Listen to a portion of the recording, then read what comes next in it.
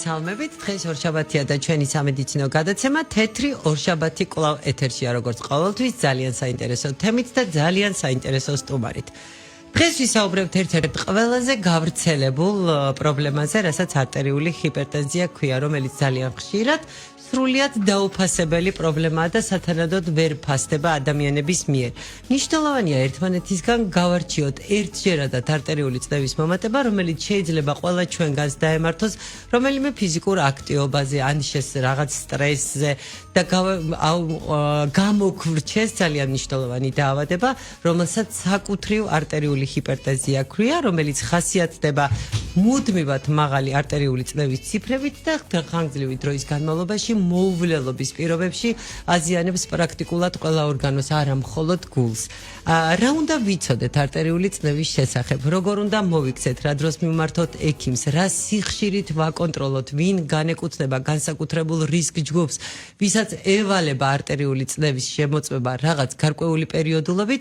ამ თემაზე სასაუბროთ მე მყავს დღეს არაჩვეულებრივი სტუმარი, კარდიოლოგი ქალბატონი ნატო ჯინჯოლა, ქალბატონი, რომელიც წარმოადგენს ინგოროყვას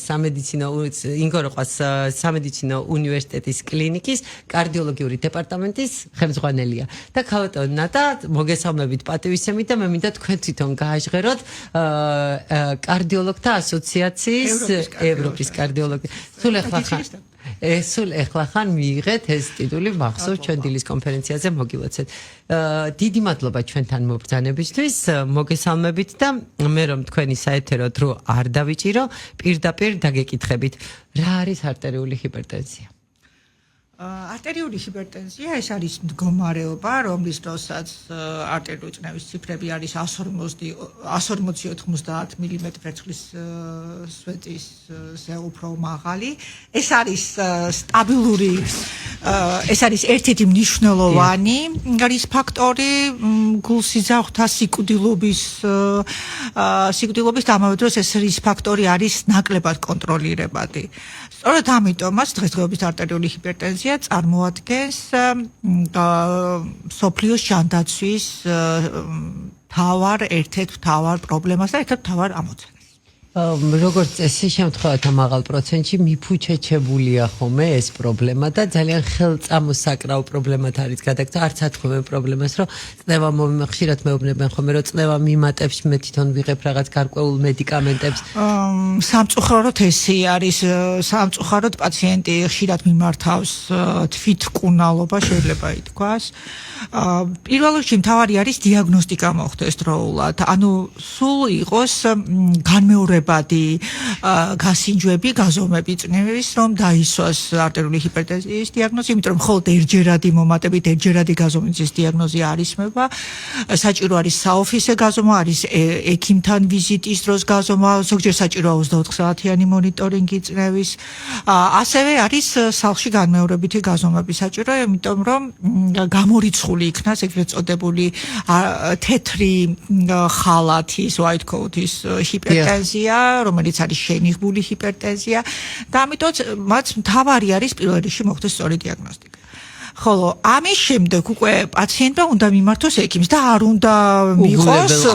უნდა მიიღოს ხელი თვით მკურნალობას, თვით ეს არასწორია, იმიტომ რომ ის შესაბამისად ვერ იღებს სათანადო მკურნალობას, სწორ მკურნალობას, ეფექტის შესაბამისად არ არის კარგი და ძალიან დიდი რისკია ამიტომ გართულებები. პირველ რიგში ეს გართულებები არის გულსიზახთა სისტემის მიხედვით, გართულებები არის თავის მხრივ, ინსულტები, ინფარქტები, გულის უკმარისობა, გართულებები არის თირკმლის მხრივ, თირკმლის ქრონიკული უკმარისობა და აგრეთვე თვალის ბადურის რეტინოპათია და ასე შემდეგ.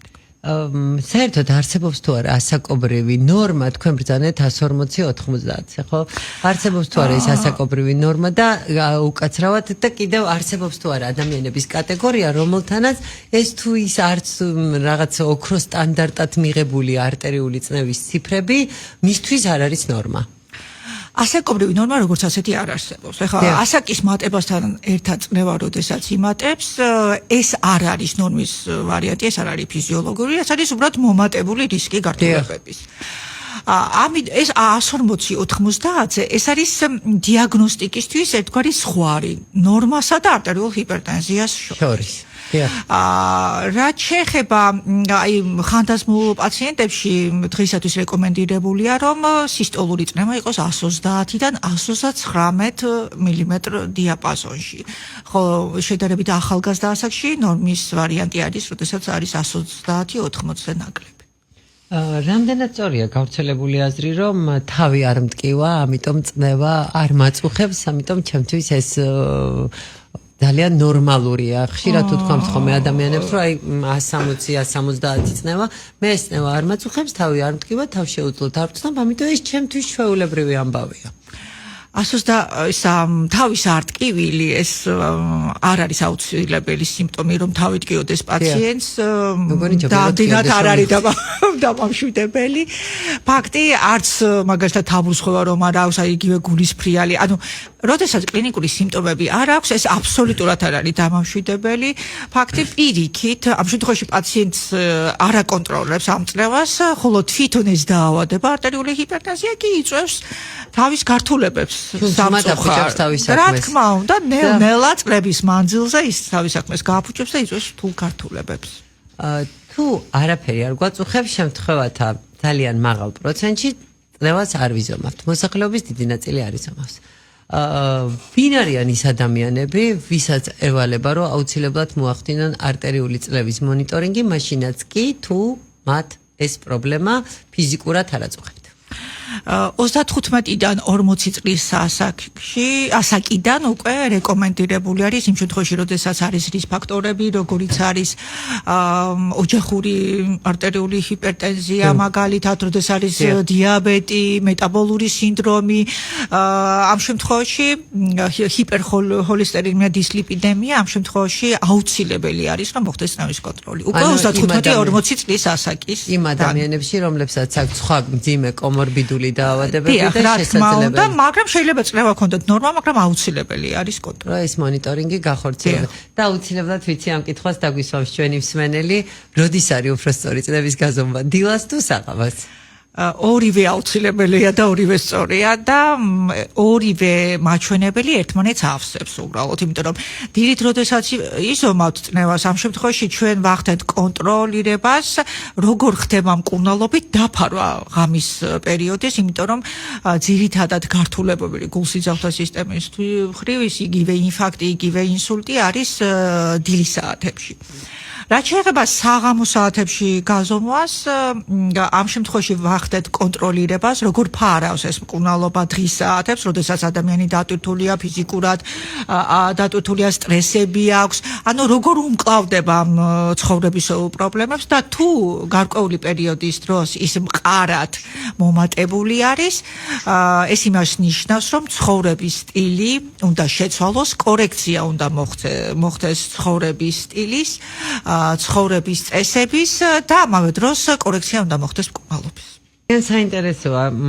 იცით თან ხშირად გვისვამენ ხოლმე ასეთ შეკითხვას, რომ პირადად ჩემთვის ხშირად უკითხიათ, რომ რომელი ჯობია მაჯის აპარატი, რომელიც წნევას ომავს თუ მხრის? რეკომენდირებულია დღეისათვის მხრის აპარატი.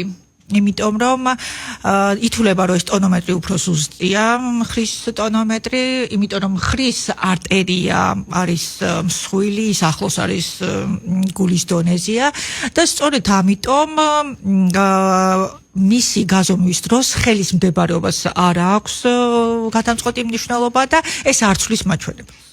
ხოლო მაჯის ტონომეტრი კი დამოკიდებული არის ტონომეტრით გაზომვა ხელის მდებარეობას მაჯრა დონეზე იქნება გულის დონესთან და შესაბამისად ეს არტერიებიც მაჯის ძალიან წვრილია და ამიტომ დღეისათვის რეკომენდირებულია მხრის ტონომეტრი.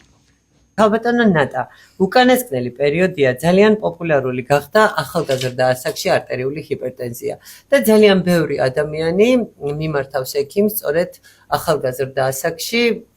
რატომ ხდება ეს? რა შეიცვალა ჩვენს გარშემო? პირველ რიგში შეიცვალა ახალგაზრდების ცხოვრების სტილი. დიახ. ისინი ნაკლებს მოძრაობენ, უფრო აქვთ მჯდომარე ცხოვრების წესი, სტუდენტები, საოფისე სამუშაო ვისაც აქვთ მჯდომარე სიტუაციაში არიან სულ ეკრანებთან. ძირითადად ეს არის ცხოვრების ღამის რეჟიმზე არიან გადასული. ამავე დროს ძილის ქრონიკული კმარისობა, ეს ყველაფერი სტრესულად მოქმედებს ორგანიზმზე და არარეგულარული კვება. ეს ყველაფერი განაპირობებს არტერიული ჰიპერტენზიას. ამავე დროს უნდა აღინიშნოს, რომ არსებობს მემკვიდრული გენების განწყობა, გენეტიკური განწყობაც, მაგრამ ეს გენეტიკური განწყობა ყოველთვის არსებობდა. უბრალოდ ეხლა ამ ცხოვრების სტილის ესე შეცვლამ განაპირობა, რომ ადრეულ ასაკში გამოვლინდა ეს არტერიული ჰიპერტენზია და გამოვლინდა უფრო ახალგაზრდებში. სწორედ აი ცხოვრების სტილმა განაპირობა ეს. და კიდევ უნდა აღინიშნოს, რომ ახალგაზრდა ასაკში ხშირად არის მეორადი არტერიული ჰიპერტენზიები, როგორიც არის თირკმლის პარენქიმული დაავადებებით გამოწვეული, ვაზოკონსტრიქციული თირკმლის არტერიის, მაგალითად სტენოზის დროს, სიზავსა დაავადებების დროს, თანდაყოლილი დაავადების დროს, აორტის კოარტაცია, მაგალითად ჰორმონული დაავადების, ფარისებრი ჯირკვის დისფუნქცია, ფეოქრომოციტომა, კუშინგის დაავადება. ანუ ეს არის ის სიტუაციები, როდესაც არტერიული ჰიპერტენზია განპირობებული არის რაღაც კონკრეტული სხვა დაავადებებით.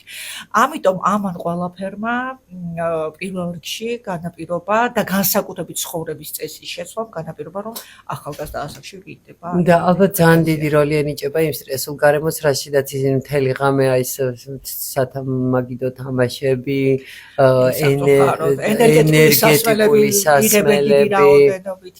სამწუხაროდ იგივე სიტუაცია. იცით, მომართავენ ექიმს, მოდიან ეს ახალგაზრდები, აწუხებთ ხო ეს პრობლემა? აწუხებთ, ეს ნამდვილად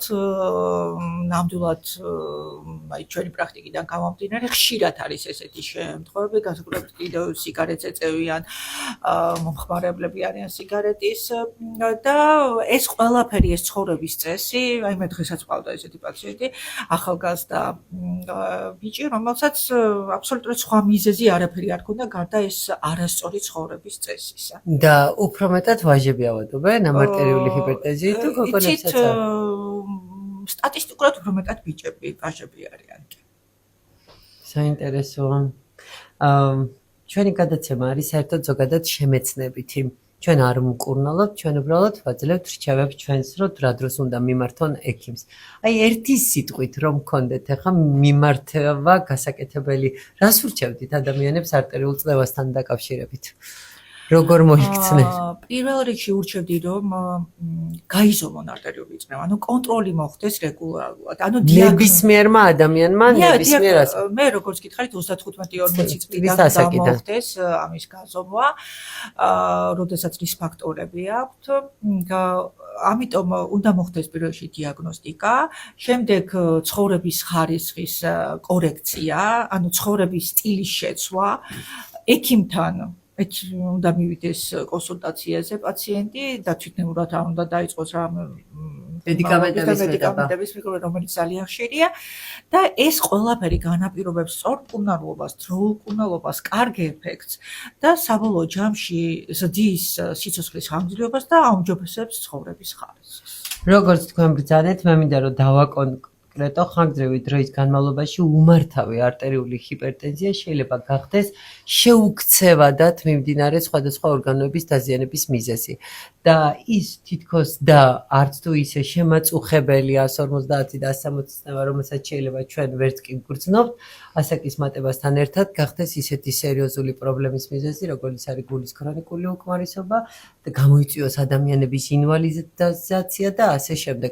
მხოლოდ ინფარქტი და მხოლოდ ინსულტი ხო არა პრობლემა არა, არსებობს უამრავი სხვა დაავადება, თუმცა უმართავი არტერიული ჰიპერტენზია ხშირად ხდება ისეთი მძიმე გართულების მიზეზი, რასაც ქვია ინსულტი, რაც კიდევ უფრო დიდი ინვალიდიზაციას იწვევს ადამიანების. აუცილებლად დაგვისვამენ ამ კითხვას ჩვენი მსმენელი. კვების რეჟიმთან დაკავშირებით რახან ვახსენეთ? მარილიან საკვებზე ბევრს საუბრობენ, მარილი შეიძლება თუ არ შეიძლება? დიახ, ჭარბი მარილის მიღება, ეს არის ერთ-ერთი დიდი რისკ ფაქტორი. აი პრაქტიკულად ჩვენ რომ უყურებთ მარილის შეზღუდვის დროს, ძალიან მარტივი შესასრულებელია, ხო? მაგ საკმაოდ ეფექტური მეთოდი არის და ძალიან ხშირად ხდება წნევის რეგულაცია. იმიტომ რომ ნატრიუმის, ანუ მარილის მიღება განაპირობებს წყლის შეკავებას, ორგანიზმში სითხის შეკავებას, შესაბამისად იზრდება მოძირკვლური სისხლის მოცულობა და არტერიული წნევის ციფრებიც იზრდება. დღეისათვის რეკომენდაცია ესეთი გვაქვს, რომ დღე-ღამეში პაციენტმა ადამიანმა უნდა მიიღოს 1-2 ჩაის კორსი მარილი, ეს არის დაახლოებით 2-დან 5 გრამამდე. ეს არის მაქსიმალური რაოდენობა. ამიტომ ეს მარილის მიღება ძალიან ადვილი საკონტროლოა და ძალიან მარტივი განსახორციელებელი საკმაოდ ეფექტურია. თან ხნუ თუ ჩვენი ჯანმრთელობისთვის მარილის რაოდენობრივი შეზღუდვა ასეთ სასიკეთო გავლენას მოახდენს, მაგრამ მგონია რომ ეს არც ისეთი მარტივი. ალკოჰოლთან დაკავშირებით ყველაფერი დღესავით ნათელია ალკოჰოლთან და თამბაქოსთან დაკავშირებით. ალკოჰოლი დიდი რაოდენობით არ უნდა მიიღოს, მცირე რაოდენობით პირტიანი ალბათ. დიახ, მცირე რაოდენობით მიღებისას არ იწვევს ახლა ისეთ არტერიული ჰიპერტენზიას, მაგრამ დიდი რაოდენობით და უკონტროლოდ მიღების დროს ნამდვილად იწვევს და ამიტომ რეკომენდაცია ჩვენ ყავაზე, იგივე კოფეინზე. აი ყავასთან დაკავშირებით გქონდა კითხვა. ყველაზე ხშირად გეკითხებიან, შეიძლება თუ არა დღეში ერთხელ მაინც მიიღოს ყავა. და რომელი?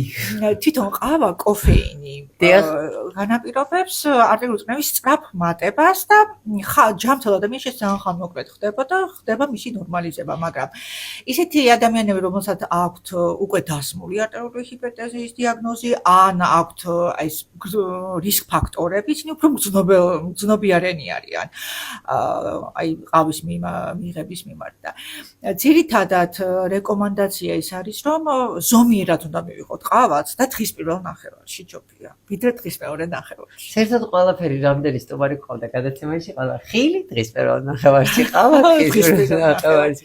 ყველაფერი დღეს როცა ფიზიკური აქტივობა. სხვათა შორის, რომელი ფიზიკური აქტივობა არის ყველაზე მისაღები ასეთი ადამიანებისთვის? ძირითადად მისაღები არის აერობული ვარჯიშები, ანუ ფეხით სიარული 30-40 წუთი. ყველაზე მარტივი, რაც ყველას მოერგება. ყველა შეუძლია, დიახ, რომ გააკეთოს მარტივია, ნამდვილად შესასრულებლად. ველოსიპედით შეინიშნება ძალიან კარგია, ცურვა რეკომენდებული არის. იდეალური ცხოვრების რეჟიმი და ხატეთ. დღეში 30-40 წუთი. მაგრამ იმ შემთხვევაში, როდესაც ადამიანს უნდა უკვე ძალოსნური ვარჯიშები, უფრო ინტენსიური ვარჯიშები, აუცილებლად ექიმთან უნდა გაიაროს კონსულტაცია. ანუ თუ გვაქვს არტერიული ჰიპერტენზია, ჩვენთვის არ არის შესაძლებელი ნებისმიერი ფიზიკური აქტივობა ექიმთან შეუთანხმებლად. აუცილებელი არის ექიმთან შეთანხმება და ექიმის კონსულტაციებს მიღება. გულს რომ აზიანებს და თავისთვის ამაზე უკვე ვისაუბრეთ. რომელია კიდევ ის ორგანო, რომელიც ყველაზე ხშირად ზიანდება მოუვლელი არტერიული ჰიპერტენზიის დროს? ზიანდება კიდევ თირკმელი და ზიანდება თვალის ბადურა, იწვევს რეტინოპათიას. ძირითადი მექანიზმი ამ დაზიანების ეს არის სიზარღვების დაზიანება. სიზარღვის კედლის დაზიანება ხდება, იმიტომ რომ მაღალი წნევის დროს ხდება სიზარღვის კედლის გასქელება,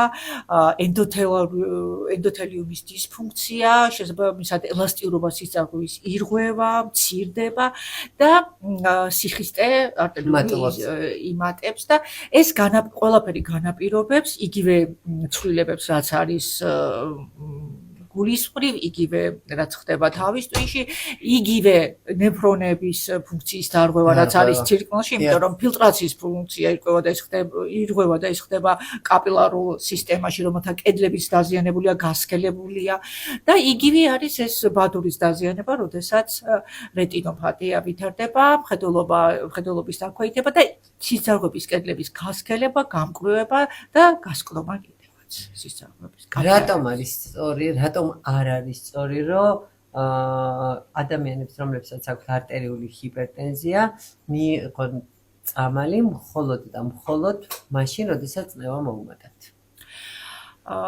წნევის როგორც უკვე აღნიშნეთ, წნევის სიტყვა მარეგულირებელი ხმა არ მიყვარს. არა, იმიტომ რომ არ არის წამალი, ეს ნამდვილად გავრცელებული რაღაცა. დიახ, ეს ხალხში გავრცელებული ტერმინია. თვითონ წნევის წამალი პაციენტმა უნდა მიიღოს მუდმივად, ანუ უწყვეტად უნდა მიიღოს. ამ შემთხვევაში სიზარღვები დაზიანებისგან უწყვეტად, მუდმივი დიაბეტის დროს მუდმივ რეჟიმშია დაცული და როდესაც ახლა პაციენტი ეპიზოდურად იღებს წნევის წამალს, იმ შემთხვევაში შეიძლება უცებ კი დასციოს წნევა, მაგრამ ისევ იმატებს მერე წნევას ემო და ანუ რისკი იმ გართულებების, რაც აქვს სამწუხაროდ არტერიულ ჰიპერტენზიას, იმ ფაქტის ინსულტის იზრდება, იმიტომ რომ თვითონ არტერიული ჰიპერტენზიის მკურნალობის მიზანი არის არა მარტო სამიზნე ციფრებზე დავიდეთ წნევის სამიზნეებზე, არამედ რის ფაქტორები ავიშოროთ თავიდან, ანუ გართულებები. ძალიან ხშირად პაციენტები სვამენ ასეთ კითხვას, რომ რატომ არ იღებთ ამ წამლებს ეგრეთ წოდებულ მარეგულირებებს, როგორც ხშირად უძახიან ხოლმე, რომ უსვამთ კითხვას, ამბობენ, რომ მე არ ვსვამ, იმიტომ რომ შემდგომში მთელი ცხოვრება დამოკიდებული უნდა ვიყო წამალზე. არა, რა თქმა უნდა, ეს თქვარი მითია. როდესაც ადამიანი დროულად ხდება დიაგნოსტიკა, ნებისმიერი დაავადების, ისე მარტო არტერიულ ჰიპერტენზიაზე არ ვლაპარაკობთ, და დროულად იწყებს მკურნალობას, ეს იქნება ცხოვრების წესის სტილის კორექცია, ვთქვათ, შესაბამისად წამლის მედიკამენტის მიღება, ეფექტურობაც მალე არის, იცით? მალე ვახწევთ ეფექტს. რა თქმა უნდა, ეფექტს მალე ვახწევთ და შემდეგ ისე არის, რომ ხშირად ექიმი აკლებს წამლის დოზას და ზოგჯერ ხსნით მედიკამენტს საერთოდ რა გარკვეული პერიოდის დროს. პერიოდის განმავლობაში. ხოლო იმ შემთხვევაში, როდესაც პაციენტი გართულებული ფორმით მოდის უკვე, ანუ მას უკვე აქვს ეს გართულებები, ინსულტს გადაიტანს, ინფარქტს გადაიტანს, გულის უკმარისობა, ამ შემთხვევაში რა თქმა უნდა, მომთელი სიცოცხლე უნდა მიიღოს წამალი. ანუ მარტივად რა ვთქვათ, არტერიული ჰიპერტენზიის ადრეულ ეტაპზე ამოღმოჩენა და მისი სათანადო მართვა თავიდან გვაშორებს ძალიან მძიმე გართულებებს და საშუალებას იძლევა, რომ შესაძლებელია დროთა განმავლობაში ეს აქტიური დამოკიდებულება სხვადასხვა მედიკამენტებზე არ გახდეს გარდაუვალი აუცილებლობა. რა თქმა უნდა. ეს შეიძლება საჭირო იყოს მხოლოდ გარკვეულ პერიოდის განმავლობაში, როდესაც დარეგულირდება ყველაფერი, ზოგჯერ აი მარტო ცხოვრების ჯამთელი წონაში კლება მაგალითად. ზოგჯერ აი მოდის ახალგაზრდა პაციენტი, წონა აქვს, ჭარბი წონა, წონის კლებით, ყოველგვარი მედიკამენტის გარეშე ის უკვე მისი არტერიული წნევა დადის ნორმას. და აღარ საჭიროებს არანაირ ჩარევას. ანუ ჯამთელ ცხოვრების წესს ძალიან დიდი მნიშვნელობა აქვს ამ პათოლოგიას. ანუ არსებობს არტერიული, კიდევ ერთხელ ხარს უსვამ, რომ არსებობს არტერიული ჰიპერტენზია, რომელიც შეიძლება იყოს ეპიზოდური ჩვენ ცხოვრებაში, თუმცა იმასაც ჭირდება სათანადო მოვლა აუცილებლად და არსებობს უკვე ჩამოყალიბებული დაავადება თავისი მეორადი გართულებებით, გულსისწრაფთა სისტემის მხრივ, სხვა ორგანოების დაზიანებით, რომელიც საჭიროებს ექიმის მუდმივ ჩართულობას და შესაბამისად შეიძლება გარკვეული პრევენციული ღონისძიებების გატარებით ეს მუდმივი ჩართულობა მედიკამენტების მინიმუმამდე შევამციროთ. მარტივად რო ვთქვათ. ძალიან ხშირად ერთ კითხვას დავსვამ და მინდა რომ ეს იცოდეთ და მე მგონი ჩვენი საეთერო დროც ამოიწურა. რამდენად ხშირად ხდება, რამდენად კი არა, ძალიან ხშირად ხდება ხოლმე რომ ადამიანები რაღაცა სხვადასხვა მიზეზების და გამო მოუცლელობის, ექიმთან მისვლის არსურვილის ქონების და ასე შემდეგ თვითნებურად იწყებენ სხვადასხვა მედიკამენტების მოხმარებას, რომელსაც მისი ოჯახის წევრები იყენებენ თუ გნებავთ.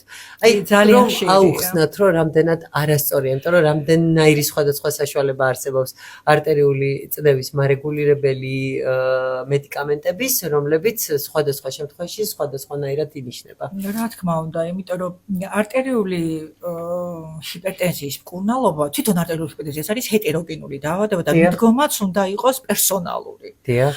აი მკურნალობის დროს დიდი მნიშვნელობა აქვს ასაკს, რისკ ფაქტორებს და გართულებების რისკ ფაქტორებს და ამავე დროს თანმხლებ დაავადებებს.